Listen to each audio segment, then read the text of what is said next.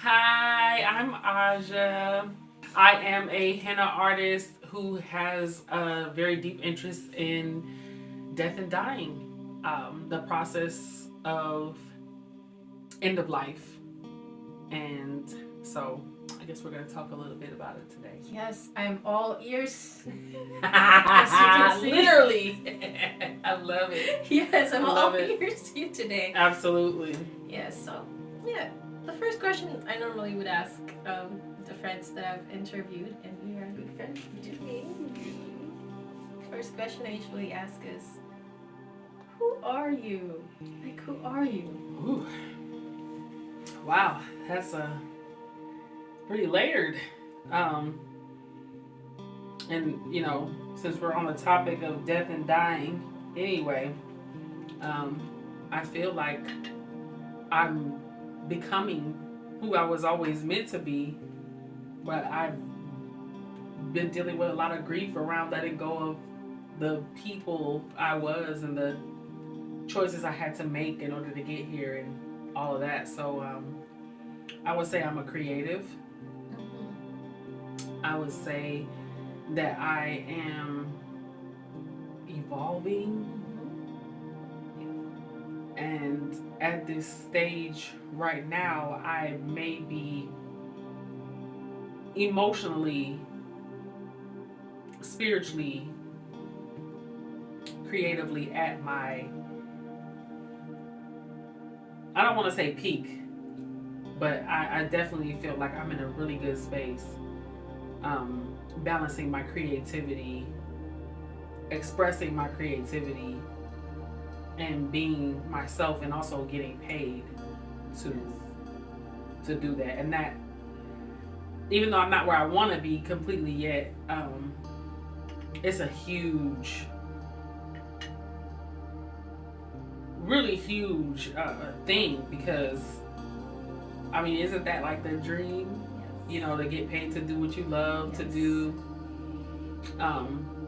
So again, there are levels. There are levels to it all, but I would say I'm definitely a creative who is living in my own creativity, living in the life I created for myself. Yeah. And how does that translate to everything, like your past? How does it connect to your past and probably to your future? Well, the past, it connects because I believe my child, the little Aja, would be elated. Uh,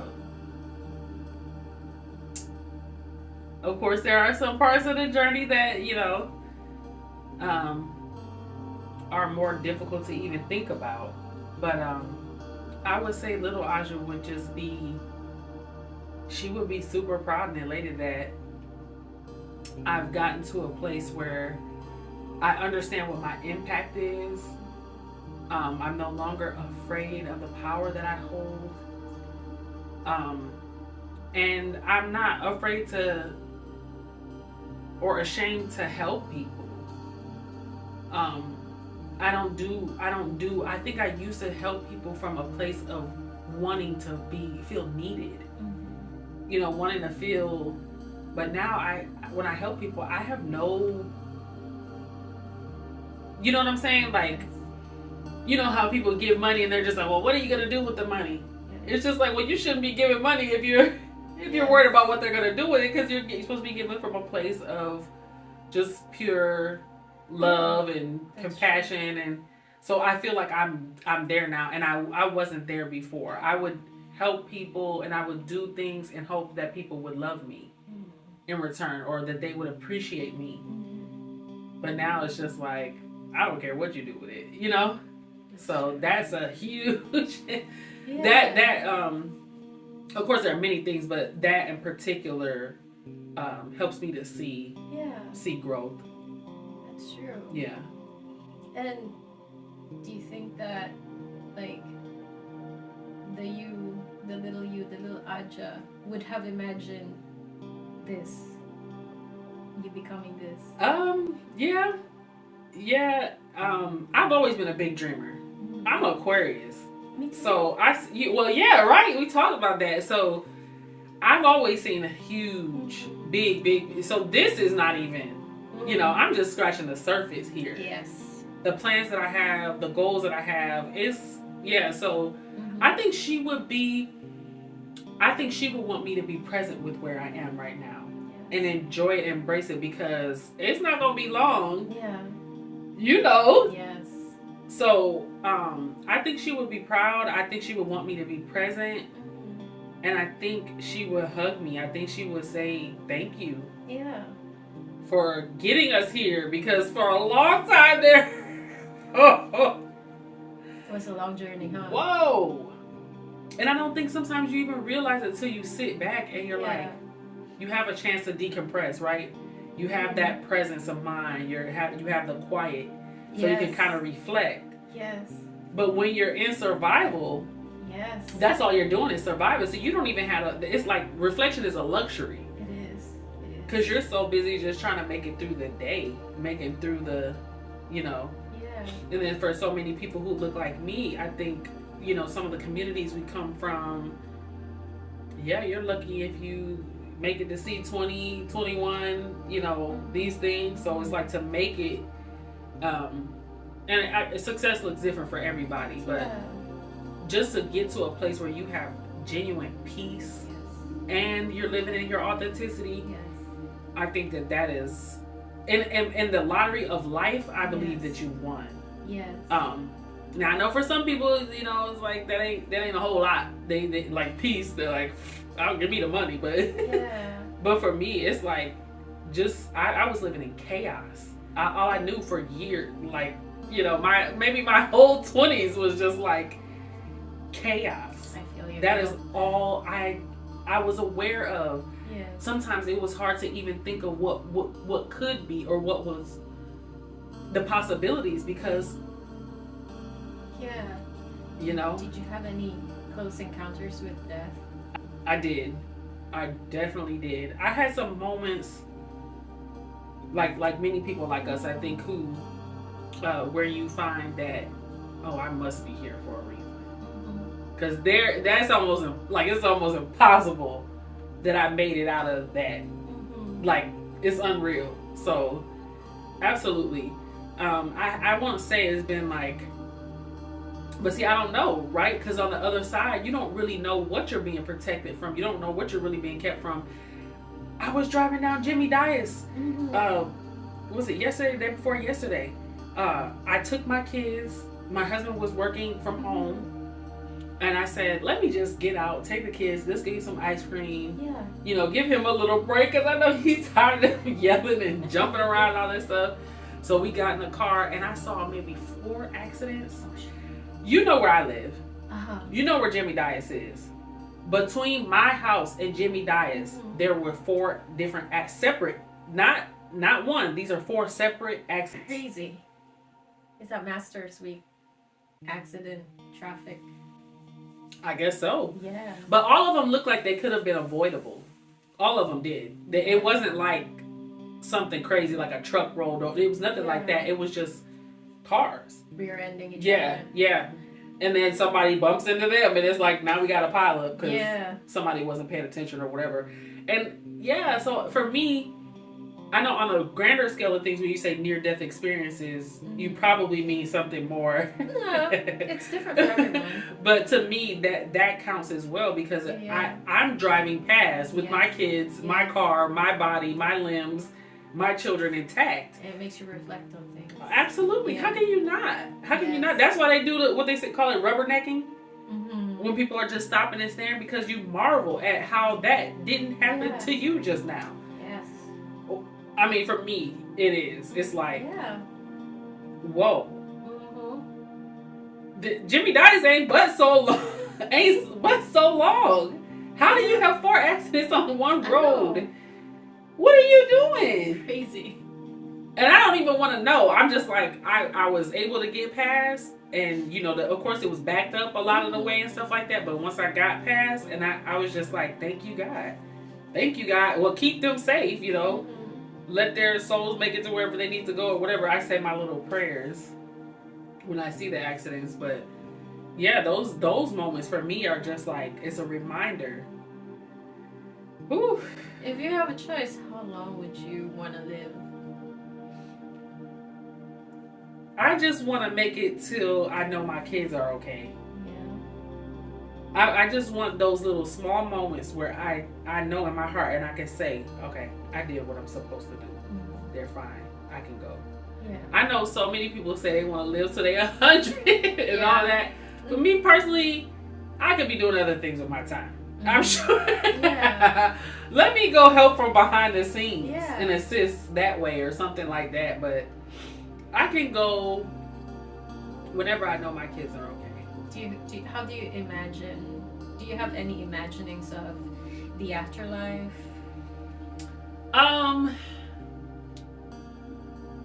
Yeah, I do. I do, but it's a little skewed, just because of media and movies and things we take in, information we take in. I guess I would just view it as like a waiting room. Mm-hmm. I don't know. That's how I see it. Like you would be there and you realize that you're there and you'd be kind of just hanging out doing whatever you do until you get your next assignment. That's how I see it. So it might be really nice and comfortable, and maybe some of us stay longer than others. Yeah.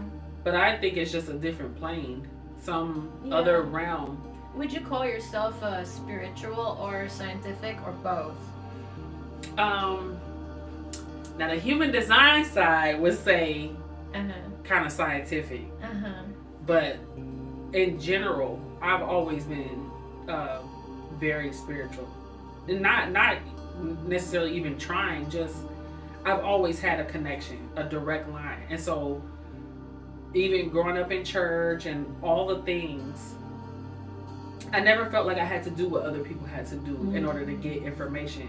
Like I know, a lot of people fast or they do this or they do that in order to get signs or get a word or to make a decision. But I've always had a very clear connection, very clear voice that says, no, don't do this.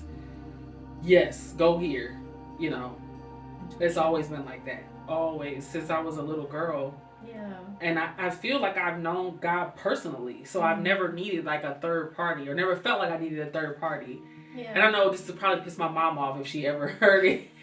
Because she's very like, go to church. You need to go to church. You need community. You need this. But I feel like I've built that for myself. Yeah. And the silence, when I get quiet, everything I need is there. All my resources, my spiritual guides, my spirit team, my angels, whatever you want to call them, they're all in the silence. So anytime I go there, whether physically or mentally, emotionally, everything that I'm looking for is usually there. Tell me more about the silence and how did it start? How did it happen? Like, what's the origin of silence? The origin of silence for me, it is gonna sound crazy. I'm gonna tell you, it's gonna sound crazy, but the origin of silence for me was incarceration. I went to jail and I spent, I'm gonna say 18 months. I was incarcerated, and not that that's a super quiet place. I'm not gonna say that place in particular is quiet, but cultivating that stillness from within yourself. Yes. And so, like I said, I grew up in church. My father's mother was a prophetess in the church. People went to her and literally, like when they needed life advice or guidance or whatever, they would literally go to her and tell her all their problems, and she would just, in a few words, she would tell them what's going to happen to them and what they should do and how they should dress and whatever. You're going to this interview, you need to wear this, you need to say that, and you'll be fine. Wise woman. And go. And they would go, and then, you would see them a week, 2 weeks later, they would just be crying, coming back to her, thanking her. Thank you so much. But that was just her. So I grew up with that kind of in my vicinity. So that kind of stuff is kind of hard to ignore when you see someone who's just so sure. Yes. And they never do things like other people do things. Like neither of my grandmothers, they never did things like other people did things. My mother's mother, she had a way with like plants and you know, she was a healer. Wow. So for her day job, because she was a black woman growing up in, you know, well she did somewhat grow up in the South, but she ended up moving up north. And at that time it was like a rare thing to even be a nurse, you know, to get your nurse's license, get your real estate license, you know, it was hard for black women to do things like that. So she was a rarity, either way you look at it. And then she became a nurse because that was what was acceptable, right? But in her personal time, she was a healer. She tended to your physical ailments, your spiritual. She fed you spiritually. You know, that's just the kind of person she was. So like if you scrape your knee, she would go straight to her little. She had there was a staircase, a winding staircase, and in the flat part there was a window, and in this window she would have all her plants, and you know, you scrape your knee, she go break off a piece of aloe vera, rub it over your knee, and she's amazing. And it was like magic to a kid. Now obviously I don't know that aloe vera has all these healing properties and stuff like that, but she did. And I was just like, oh, you know, she's great. You know, I had no clue. I thought it was, like you said, magic. Yeah. And so I think having those examples are things that grounded me. Even though these women didn't live till I was in my 20s or get to see me have kids or anything like that, they were always guiding me. And so I was going down a really dark path for a long time. And I think God was just like, girl, what are you doing? Like, what are you doing? Yeah. So I'm going to sit you down because you're not listening. So I went to jail. And I hear a lot of people say that. When I say a lot of people, I don't mean like the masses, but I hear a nice sized group of people saying that their time in jail changed them. Yeah. Because it's how you use your time. It doesn't really matter the physical location. Exactly. But it's how you use your time. And people asked me what I needed when I was in there. And I asked them for Bibles. And I had like maybe 4 or 5 different versions of the Bible. Wow. I had the Message. I had the King James Version. I had 2 other versions. I think the NIV and another one. And I love the Message. I don't know if you've ever read that, but oh my God, the way that it's like they turn the Bible into poetry. It's just so beautiful. And I know there are a lot of Christians who will be like, it's skewed and you can't take his take on, you know, you can't take everything you read to heart and da da da. But it's like the Bible's been translated how many times anyway? Yes. So this is just his take on it. Exactly. And it's a beautiful take. Yes. It's a beautiful take. Yeah. So I had those Bibles. I would read them side by side, compare notes. One of them, girl, had so many different highlighters. Like it was tattered, okay? Because I would be reading. And so I got through the entirety of all of them. And I would compare the scriptures, and I wanted to know for myself. Because you can go to church, you can hear from your mother, you can hear from your father, you can hear from whoever. But it even says that in the Bible, like, you know, you study to show yourself approved, not others. Yes. And so I read for myself, and I wanted to really, really understand what it was trying to tell me, what I needed to understand from this, because the way the world looked and the way my life was going and all, it didn't seem like nothing like what this book is, you know, to me. From my perspective. And so I was like, maybe if I read it for myself, maybe if I get an understanding for myself, maybe it will help me to understand myself better. Maybe it'll help me navigate better. And then a big thing for me was like forgiveness. So that's where I learned forgiveness, is through the Bible, through my connection with God at that time. I didn't understand forgiveness at all. Like I would hold grudges for years, like, and I didn't even understand why. myself. I'm like, why am I like this? You know, why am I just holding on to that? And I can't let it go. And so that's where I learned forgiveness. And it was through that process of me taking the time to read those books, to highlight passages that I felt resonated with me, or messages that was being communicated through that. I think that's where I cultivated the quiet, the stillness. Yes. Because I would ask while I was reading or before I started reading, speak to me. You know, let me hear your voice. What do I need to understand from this? Because I'm just like, it's not adding up. I'm looking around like, this cannot be life. This cannot be all that there is. And so, yeah, I think that's what started everything, is me going to jail, being sat down, not having a choice, because you do not have a choice.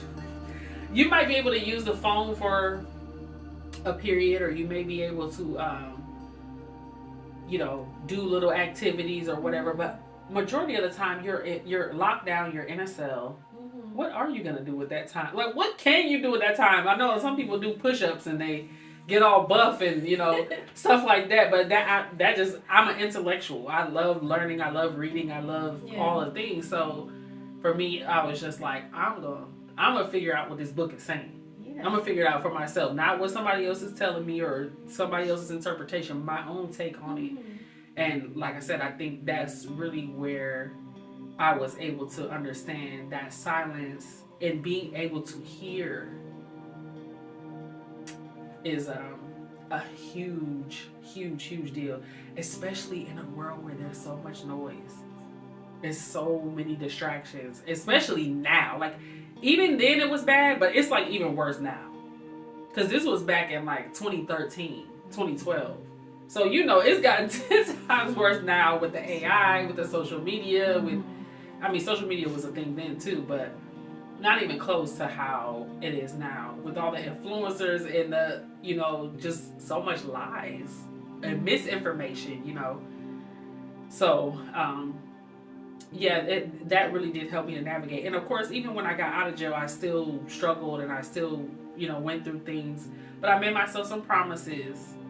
And I never forgot those experiences that I had there. And that and my grandmother's, and like I say, your intuition and all that is what kind of guided me forward. And still had to make some hard choices, still had to do some things that maybe not proud of, but that's how I cultivated, I think, or should I say, that's how I nourished what was already there that I just didn't really fully understand. I want to know what you learned from silence about forgiveness. Well, I learned that there are what's called spectrums. Everything is a spectrum. Good, bad. Supposedly opposites, but when you think about it, they're the same thing. They're just on opposite ends of the spectrum. It's the same thing.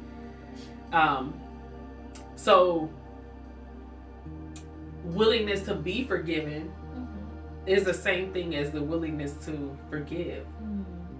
You have to be able to allow yourself to be forgiven for the things that you've done.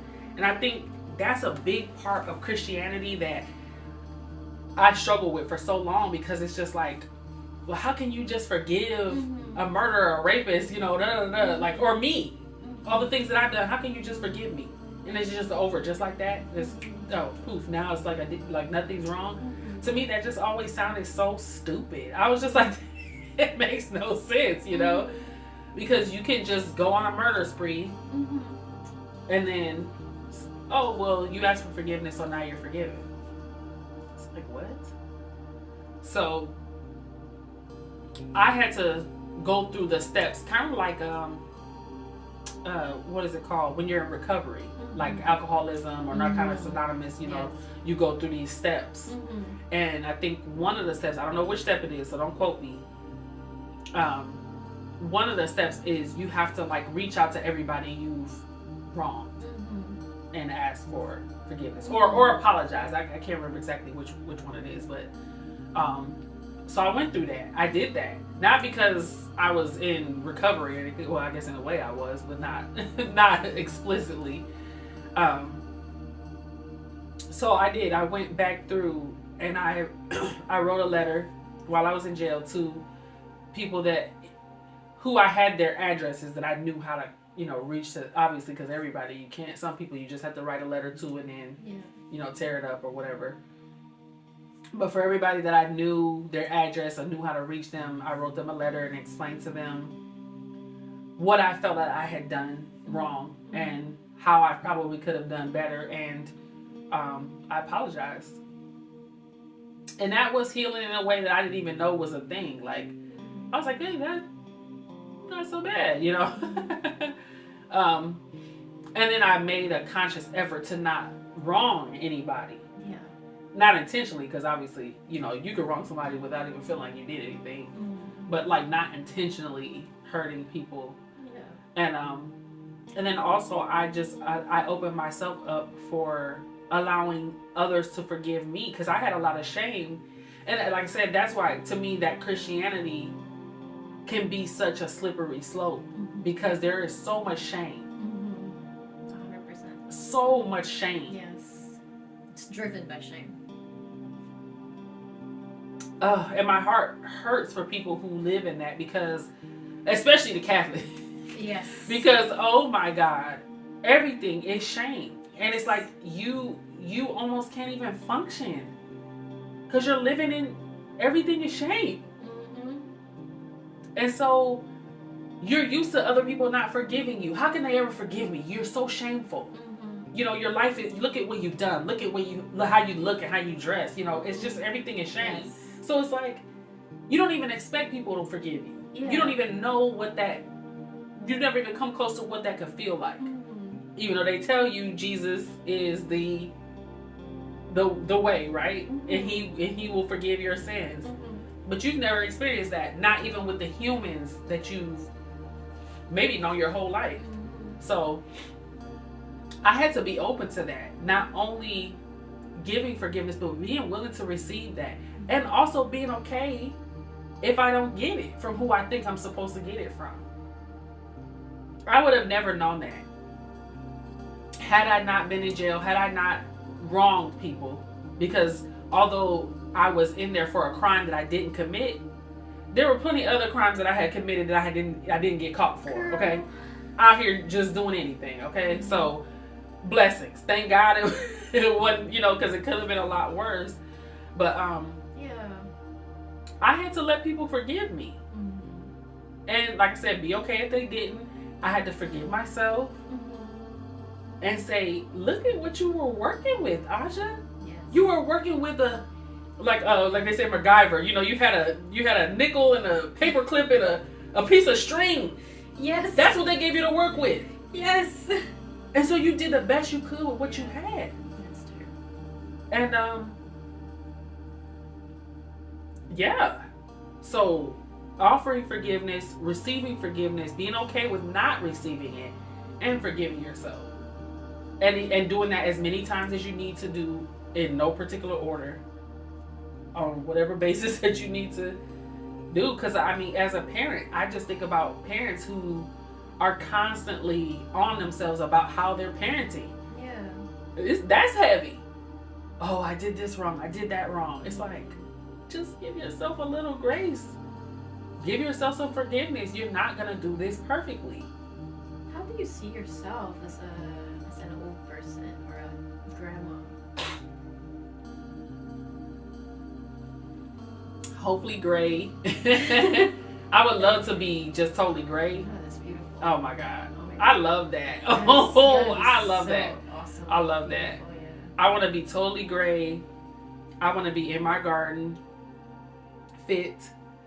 I want for my kids to come to me with questions, needing advice, trusting me with personal issues, and having a deep connection with them. Yeah. Guiding them as best as I can, with assistance, not forcefully, but with my grandbabies. if I'm blessed to make it that far, and I want to have impacted as many women as I could possibly have impacted in my life, I can go. Yeah. I can go with that. What kind of impact do you want to bring to women? What are you fighting for, or what's your inspiration and motivation for women? Well, I'll tell you a funny story. I know all my stories are starting with jail. Please don't think I'm like a jailbird, because I'm not. It was only the one period of my life, okay? But anyways, I was in jail. I was in jail. This is when I had some pivotal experiences. Yes. What can I say? Yes. I met this woman, and in hindsight now, looking back, there was no reason for her to be there. Like, even the story of how she got there was just bizarre. It was crazy. It was crazy. So it was like one of those supernatural things. But she looked physically, outside looking in, she looked like a white lady. But she said that she was Puerto Rican. And she had these crystal blue eyes. They were so piercing. You could not see them. You know, like those kind of eyes. Like she was just staring into your soul or something. She was sitting right across from me. It was so bizarre. So she was having a dinner party at her house. Somebody came to the home to rob the home. Zip tied them and everything. Took whatever they was going to take, then they leave. They finally were able to get loose, and they called the police, and the police arrested them. What? Bizarre. Crazy. It makes no sense. It makes no sense. Why would you arrest the people who got robbed? Yeah. Unless maybe they thought it was, they were lying. Yeah. Or making it up, or something like that. But even still, it's bizarre. It was just bizarre. So, of course, she wasn't there long. They did end up releasing her and stuff like that. But she came and went like that. But in the time that we talked, it was almost like time stopped, because there were other people in the holding cell with us, but it was like it was just me and her. And she asked me, she said, if you could do anything in this world, she said, I'm not asking you about money, forget about it. I'm not asking you about anything else. She said, if you could do anything in this world with your life, with your gifts, what would you do? And I told her, I said, I would help women and girls. I didn't even really have to think about it. It just came out like that. And at the time, I didn't even know what or why or how I would be helping them. Yeah. I just knew that's what I wanted to do, because I knew how I had suffered. And I knew that I wanted others to not have to go through that. Homeless shelters, living, sleeping in cars, all this kind of stuff. You're so much more vulnerable as a woman doing those things than a man being. And I know there's some people who will argue with that, but that's my take on it. And so after having that experience and her pulling that, because I feel like she pulled it out of me, because I responded so quickly. Yeah. And that's usually not me. Usually I at least think about it for a little bit or something, but it just came right out. Yeah. And not long after that, she left. I never saw her again. Whoa. And I knew then that was it. It was supernatural. It was supernatural. And I had this feeling, how you get that chill? Goosebumps. The whole time we were talking. Wow. It was like I just had this chill. Looking back on it now, people can say what they want, but looking back on it now, I believe she was an angel. I believe she came down to speak to me. Yeah. To help me to see what I was here to do. Yeah. Because before that, I was lost. I was lost. And so, but now I know why I would help women and how I would help women. Okay, so that happened over time, but she helped me to identify the target audience, right? Yes, yes. And then as time went on and I had my own experience, I figured out how and why. So the impact would be to help women to see that their life doesn't have to go one way. You can be an artist, you can be a singer, yes. You can frolic, you can do nothing. You can rest all day if that's what you choose to do. You can garden, you can do whatever. You do not have to be college educated to be of value. Just you existing. Yes. You having breath in your body makes you of value. That alone. I know we live in a society where you have to be productive and be bringing something to the table and true. independent and have your hair and nails done all the time and all these things. But the truth is, yes, hustle culture. But the truth is, us just right here doing what we're doing, we're shifting things. Yes. We're shifting things just by doing it. So that would be my biggest thing that I would like to impart on women and girls. And how I will do that is through communication. Yes. Like we're doing now. Through henna art. Yes. Because that is something that you can do, a skill that you can learn completely on your own, that you don't have to go to school for and get in debt. Okay? You're good at it. And you can start your own business. You can pass it on to somebody else. You can do whatever you want with it. It could be a hobby, something that helps you unwind. It really should be considered therapy, a form of therapy. It really should, because it is so therapeutic. Well, you know, because you got henna. And you're good at it. And so that would be one way. And then also I would like to eventually be able to provide a program where girls are learning those kind of skills, henna, gardening, flower arranging, all the girly dainty things that are so much fun that can be turned into money if you choose, but also they could just be for you. Yeah. You know, your own method of healing. Journaling, that's a huge one. Because at the end of the day, just being able to release, you know, process, unwind, journaling is also very therapeutic. You know, meditation, just all the things. I would like to be able to provide a space where women can go and do all of those things and just be women, be around other women, be around women who have the same similar ideas, creativity, you know, that kind of thing. Just an oasis, a very peaceful place where we don't have to be our past or our future or our wife or whatever titles that you hold in your day-to-day. Just a place to just be. And so that's part of the Dallas move, you know, having the land, having the space to be able to create stuff like that. So it can be a retreat with a farmhouse retreat. I don't know, it can be all the things, but it's you know, gotta get there, gotta get the boots on the ground, but it is a real thing. I'm so excited for you. Yes, thank you. It's a ditto, because you know you gotta come visit. You know you gotta come visit. Absolutely. Yeah. So tell me about this. This is delicious. For you, it's a special day. Tres leches chai. Lactose free. Absolutely delicious. In the spirit and in the topic of death and dying, how do you, like, if there's any message perhaps or legacy that you would want to leave behind when you pass, which we don't know when, you know, it can be when we're super old or it can be anytime. Tomorrow, right? Yeah. So what legacy would you like to leave into the world? Or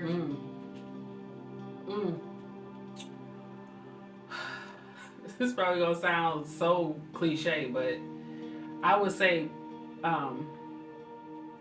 my message is for women. I don't care. I'm sorry. Men can take it and listen to it, and that's great too. But I believe my ministry is women. I believe I'm here to help women. I mean, my business is literally centered around women.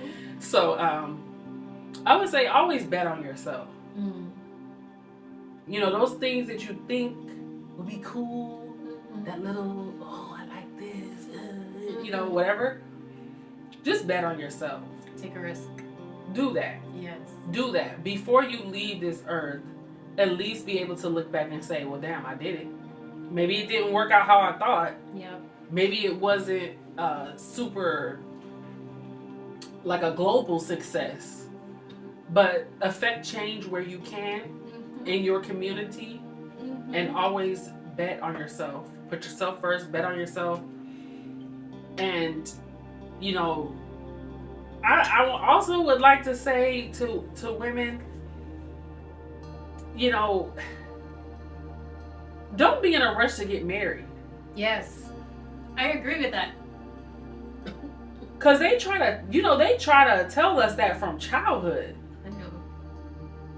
And not to say that marriage isn't a good thing and it can't be beneficial in any way or good for you or good for your health or anything, because you got to find the right partner. That's what it boils down to. But don't be so eager. Yes.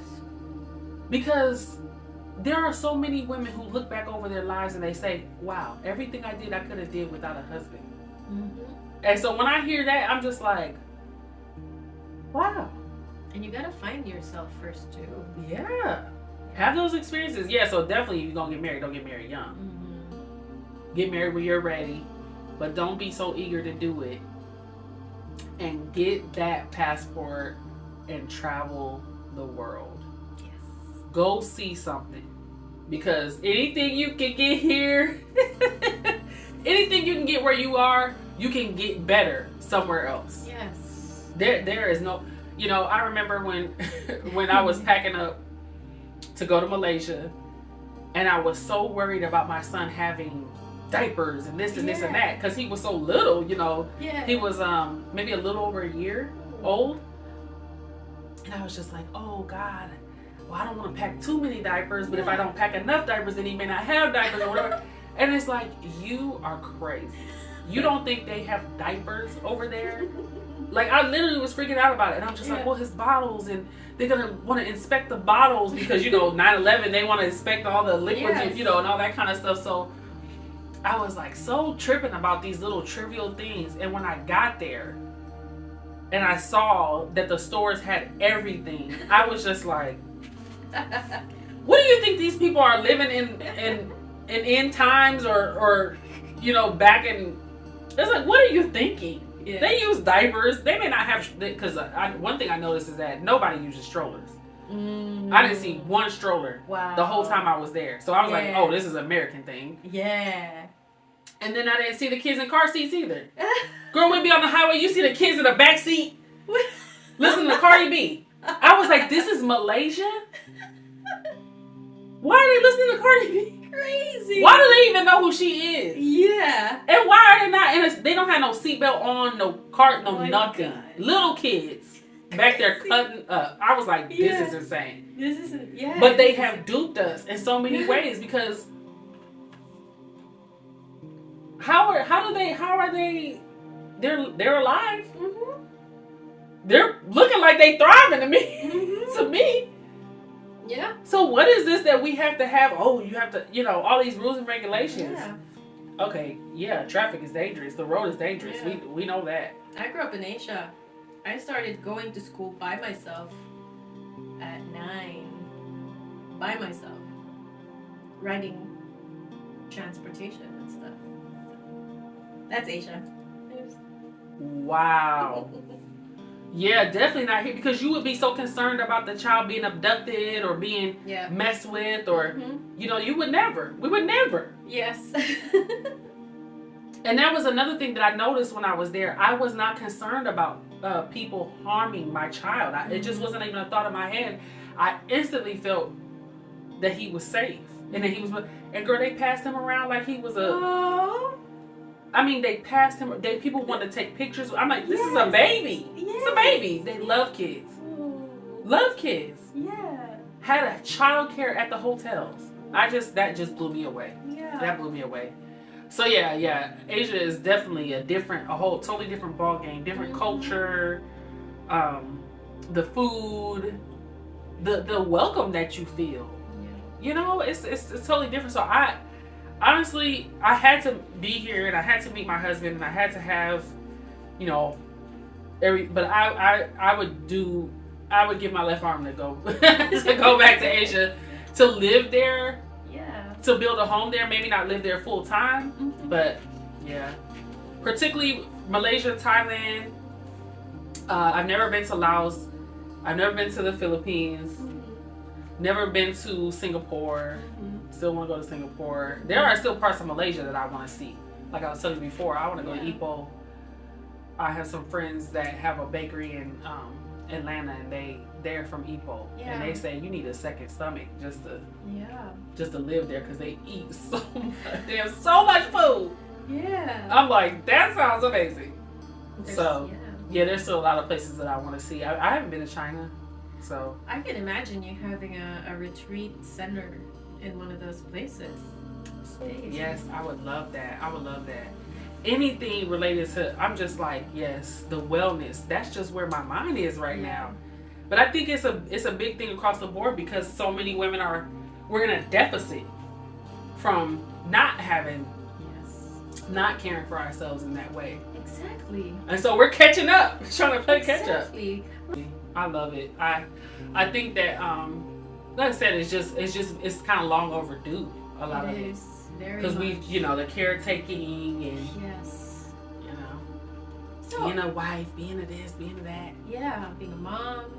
Yeah, it's a lot. Even if it's just animals, it's like Yeah. you got to do all this. So And so, okay, if you have like a choice, how would you like to die, and when? Oh, well, I've already asked the when, but how?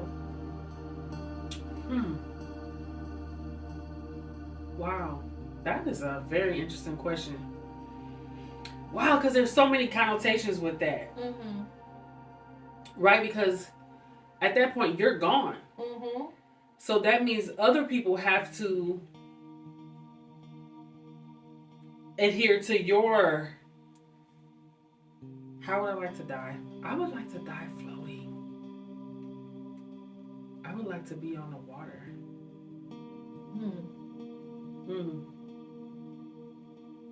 Wow.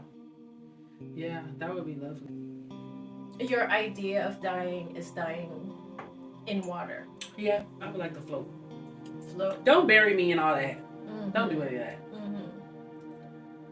And is that like dying slowly, like floating with your loved ones, or just with one person?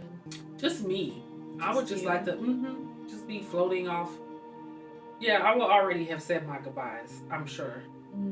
I don't know, the type of person I am, I feel like I'll know the day. Like I'll know the time or something like that. I don't know, I could be wrong, but Yeah. you know how like Tupac, he knew he was, he did. He knew he was. Yeah, he wrote about it. He talked about it all the time. Wow. He was like obsessed with it. Wow. Yeah, he knew it was coming. Wow. And he was right. It did. So I feel like I'm one of those kind of people. Like I'll kind of be like, something's not right, or whatever, and make my peace with everything. But hopefully, like I said, I'll have done it in such a way that everybody's okay. So it won't be this very sad, very drab, like it'll kind of be like a peaceful thing. Yeah. And with that, like, what do you think needs to change with the current like death and dying culture that we currently have? Well, we kind of talked about this before. I don't see any death etiquette, like, at all. Yes. Like, we don't know what to say. We don't know how to support. We don't know how to help. We don't know how to be present. All of those things. So, I think we could take a page out of Asia's book with just being there. Some of you guys' households, there's 3 generations in one household, and that's like a normal thing. Yeah. So it's no surprise when the person is ill or like you say, going through that dying process. It's not anything that you weren't already aware of because they're there. So it's totally different. You prepare different. You have a different kind of connection to it because you weren't a gazillion miles away and had to fly in because they're, you know what I'm saying? It's totally different. So I think the presence, if grandparents were in the home, that would extend life, one, right?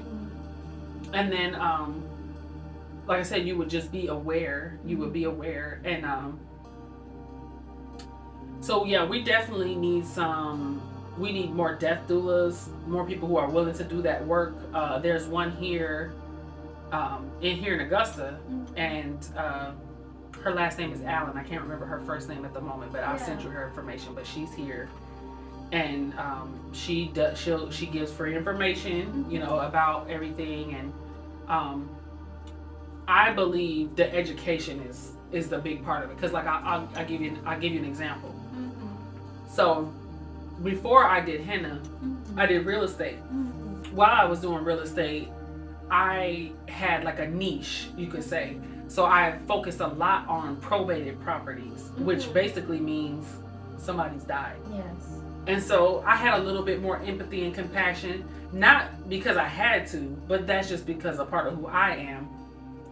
So I understood that I was dealing with people who just experienced some sort of tragedy. You know, the degree to which can vary, but oftentimes the loved one left them a property and they had passed on, and their belongings were still in the home. You know what I'm saying? Their little memories of their life were still there in physical form. And so part of being of assistance to them is not just helping them to sell the property, right?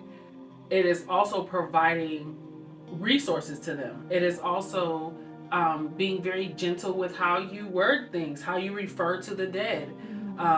Not necessarily tiptoeing around truth, but just having that additional compassion for the grief that they may be experiencing, and actually taking something off of their plate so that they can grieve in a way that is healthy.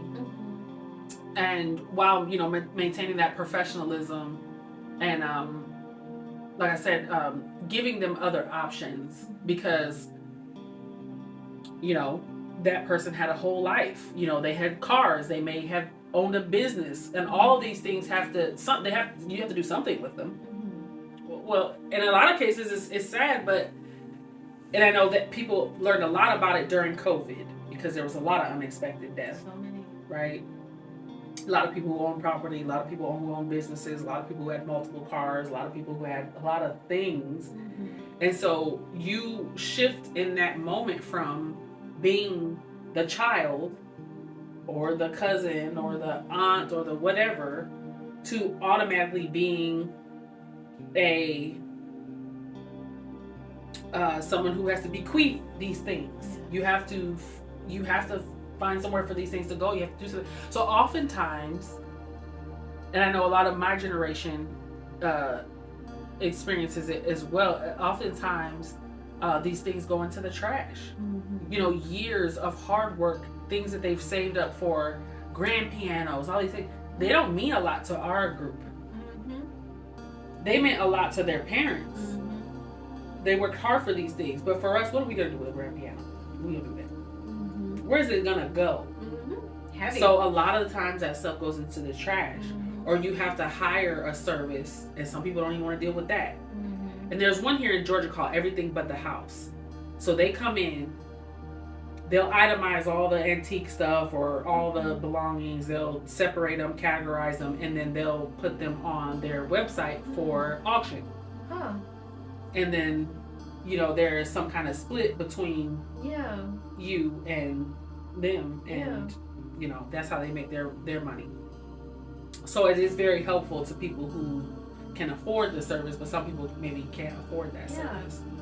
And then you know, so there are resources, there are other options, but not being aware of them because you may be grieving, that's a whole thing, you know.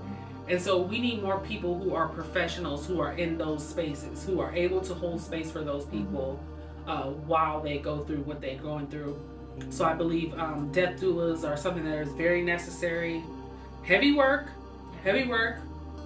So I totally understand people not wanting to do it, but there has to be someone. And then advocates. So that would mean people who, like what I was doing, dealing in probate. People who can provide resources, people who can offer services, maybe counseling or support groups or any kind of things like that. We need more of that to support people, because going from being the grieving child or whatever connection you had to the the person who has passed on, going from that to automatically playing a role of uh, uh, overseer, uh, what is it called, beneficiary, whatever. It's not something you can just switch on and off, but sometimes people have to because they have no choice.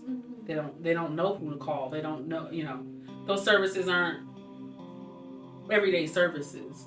And so if they were, I think that would make it a lot easier for people to be able to navigate their feelings, their thoughts, their experience, because maybe the one that you lost, you never had a relationship with. Maybe you were never close with them. And so maybe that's part of the reason why you don't want any of their belongings. You know what I'm saying? And so there's so many layers to it. So firstly, properly letting people properly grieve, taking some things off of their plate so that they can do that. And then making them aware, educating them about the resources that are available to them should they choose to seek that out. Just letting them know that it's there for them. And providing whatever kind of support that you can through whatever your professional career choice is. Even if that is just a real estate agent, it could be something as simple as maybe the person isn't dead, maybe they're dying. Okay, where can they go? Maybe the family's not equipped to take them in and care for them. Okay, what does that look like?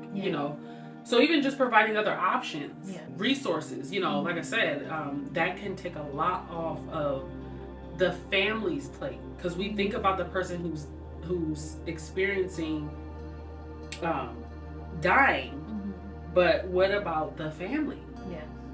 Right, because they're going to be the ones left to pick up the pieces. They have to file the paperwork and pay the debts in some cases and things like that. And so such a sensitive time to be dealing with paperwork, like to have paperwork shoved in your face, especially if, like I said, there was no healing around the relationship and you guys still have wounds and never got to talk, or those kind of things. That affects every little thing. And so as professionals, I think it's so important that we have that kind of training so that we can support them in that way as well. I think it just adds an additional layer of comfort, because why do I want to go with you? Why am I going to choose you? You're not even letting me know what resources are available to me. You can't even help me, So as a professional who's in that kind of a realm, whatever your role is, I think it's important to educate and equip yourself as well, so that when you come into those kind of situations, you're aware of what needs to be done in the physical, and also able to assist in the emotional to the best of your capacity. Obviously, you're not their therapist or anything like that, but you should be able to be professional and provide compassion at the same time. So, as individuals, what do you think should we do to prepare ourselves for that time when we die? To prepare ourselves and our loved ones. Part of it, I would say, so, okay, well, this is just my take on it. Part of it would be to deal with that acceptance now, because you are going to die. I mean, it doesn't matter who you are. It doesn't matter your background, what you've done, if you're a millionaire or whatever. Everybody has it. I mean, so that would be the first thing I would say. Get to a place of acceptance with that and get comfortable talking about it. Because if you can't have those kind of conversations, even you, how can you have those kind of conversations with your loved ones? How can you prepare them?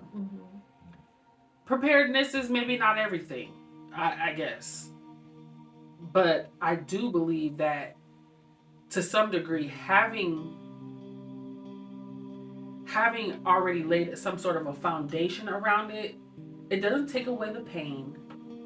It's not necessarily going to make things easier, but to have a plan, to be able to navigate that plan when it comes right down to it, I think can take away some of the angst around it.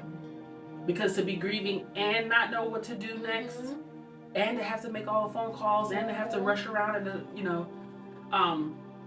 for example, my mother, like, she never had to go through that. My grandmother had everything in place. My grandmother had a scare at a very young age. She was in like her 20s when she was told not only would she be not able to have kids, but that she wouldn't live long because of a health issue that she had. And so immediately she went and paid for her cremation, all of that. She did not want to be buried. She knew that. She left her instructions for everything else. But she did that in her 20s. Now, she didn't actually pass until she was in kind of like her late 70s. But she already had that stuff in place. And so when she did pass on, and you know, she had some affairs that still hadn't been completely wrapped up and stuff like that.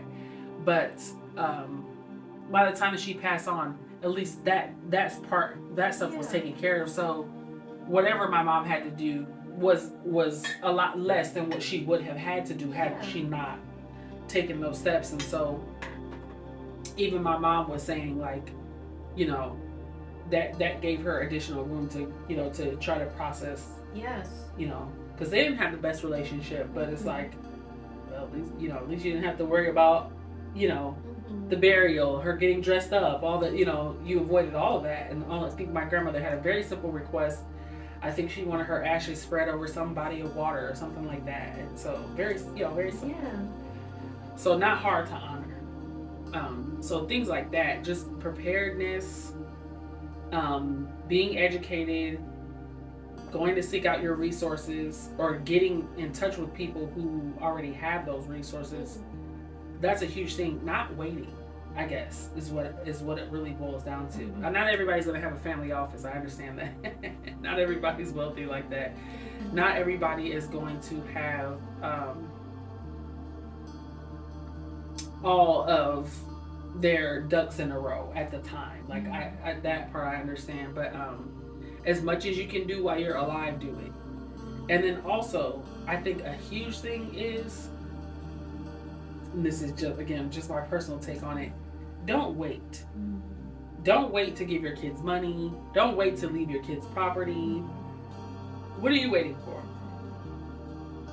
You can't even see the look on their face when they see what you've left them.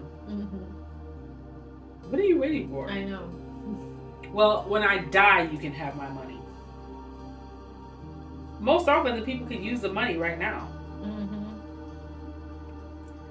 Okay, maybe put it in a trust for them. Yeah.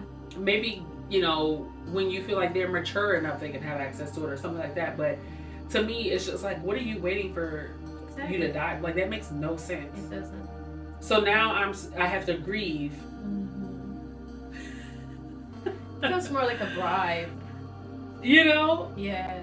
You have to, like, that's the ultimate form of control. Yes. If you ask me. It's like, you have serious control issues. It is. Because what difference does it make? Yeah. If you have the money now, give it to them now. Yeah. Maybe that will change their life now. Yes. Not when you're gone and they're grieving and maybe not in the clearest state of mind. You know, it's so bizarre to me. It is bizarre. Well, I'm going to leave you a bag of gold when I die. Yes. But you see me struggling right now. Yeah. Can you just give me the bag of gold, please? Yeah.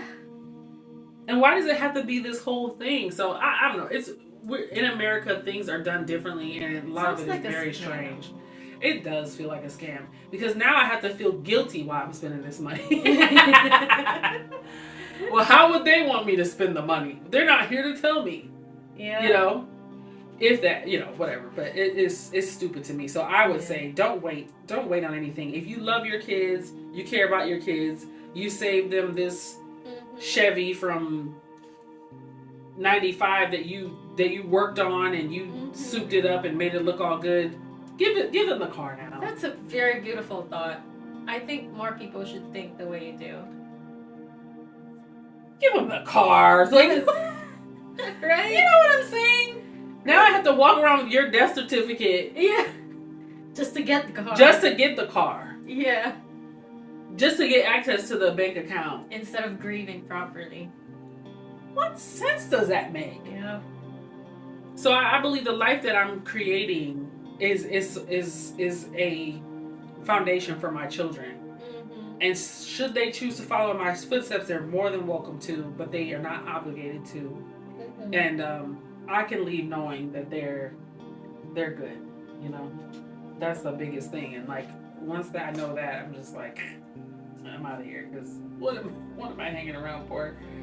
What am I gonna wait? You know, you get 200 acres of land and then you die, and then your kids get it, and then now they hate you, so they're just gonna sell it, you know, or whatever. But if you actually, while you were living, showed them how to take care of the land, how to plant, how to, you know, all these things, and say, you know what, this is actually yours. This was never even for me. This was all about you. Just imagine the difference in what receiving that would feel like versus after they're already gone. Like, that's crazy. It's crazy. Because then you may not want it, because you're just like, well, it's just like a ghost is walking around here. You know what I'm saying? Or something weird, like, you know? Yeah. So, yeah, that's pretty much my take on it. Yeah. Do you think that you've said, like, most of the things that you have, like, your ideas about death and dying? Or do you think that there are things that you would probably want to say more, talk more about? No, I feel like we covered like the brunt of it, the gist of it. I mean, of course, I have still like quirky little. I think I love the whole Egyptian style, that embodiment of a goddess or a god, and doing the ritual to put yourself down in history that way. Like, that's epic way to die. Built you a pyramid. Yes. Epic way to die. Yeah. Wow. If we just cared more and like took a little more time. Simple things, you know. It'd be so dope. Yeah. To be like with all your favorite things. Yes. Yeah. And then 200 years from now, there's people Tomb Raider. Yeah. Future Tomb Raider. Right. Looking for your treasures. Yeah. Yeah. Yeah, I definitely think that it's a topic that people should spend more time on. And definitely not wait until the last minute at all, but like, what does that mean? You know, what does that mean? You leaving this physical body and going on your next journey, wherever that may be, whatever that looks like to you. I do like the tree thing that they do. Tree. The what is that called? Where they basically plant a tree over. Oh yeah. Yeah. I do like that. The idea of that somehow you can live on through that tree in a way. Yeah. I do like that. I don't like all the sci-fi technology, all that I can live without. But I do like that. I believe it's called human composting. Huh. Oh yeah. Yeah. So I do like that idea, because you're using it for a purpose of benefiting the life that does go on. Yeah. So I like that. And I kind of even like the little scan thing, the little QR code where you can kind of get a flash of what the person's life was like or whatever. I didn't know about that. I like that. Tell a little. me about it. Well, some people, I don't know how popular it is, but and it's probably very you know, people don't want to talk about stuff like that, so I get it. But it's basically like the family would put together, like, I guess, I don't know, compilation videos or something like that. And so people who are at the gravesite, for whatever reason, if they just happen to be walking past or whatever, they can scan it and kind of get a glimpse of what the person's life was like. That is beautiful. Yeah. That is so beautiful. I think that's kind of cool. It is cool. If it's done properly.